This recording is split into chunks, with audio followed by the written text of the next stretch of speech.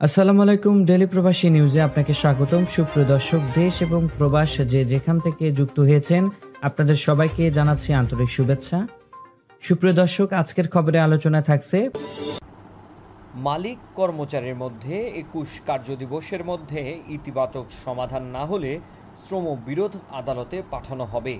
জানিয়ে দেব এই খবরটি সম্পর্কে বিস্তারিত সংবাদ। পুরো ভিডিওটি দেখে বিস্তারিত জেনে নেবার অনুরোধ থাকলো। সৌদি গ্যাজেটের প্রতিবেদন অনুযায়ী সৌদি আরবের শ্রম বিরোধ আদালতে পাঠানো হবে যদি ২১ কার্যদিবসের মধ্যে একটি বন্ধুত্বপূর্ণ নিষ্পত্তি না হয়। মানব সম্পদ ও সামাজিক উন্নয়ন মন্ত্রণালয় ঘোষণা করেছে যে বিরোধগুলি সমাধানের জন্য মধ্যস্থতার প্রচেষ্টা করা হবে, তবে কোনো অমীমাংসিত মামলা নির্দিষ্ট সময়ের মধ্যে আদালতে বাড়ানো হবে না।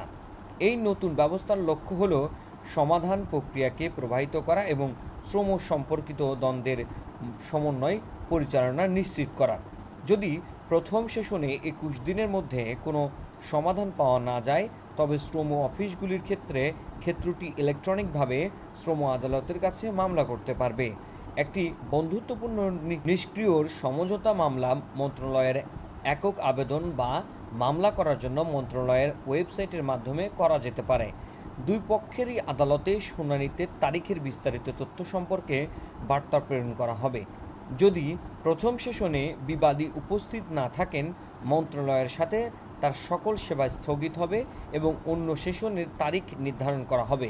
বিবাদী যদি পরবর্তী শুনানিতে অনুপস্থিত থাকেন, তাহলে বর্তমানে নিয়োগকর্তার সম্মতি ছাড়াই কর্মী তার পরিষেবা অন্য নিয়োগকর্তার কাছে স্থানান্তর করতে পারেন এবং মামলাটি শ্রম আদালতে পাঠানো হবে। এতক্ষণ আমাদের সঙ্গে থাকার জন্য অসংখ্য ধন্যবাদ। পরবর্তী সংবাদ দেখার আমন্ত্রণ জানিয়ে শেষ করছি এখনকার সংবাদ। প্রতিদিন সৌদি আরবের গুরুত্বপূর্ণ খবর জানতে ডেলি প্রবাসী নিউজ ইউটিউব চ্যানেলটিকে সাবস্ক্রাইব করে পাশে থাকা বেল বাটনটি প্রেস করে দিন, যাতে করে সৌদির পরবর্তী কোনো খবর মিস না করেন।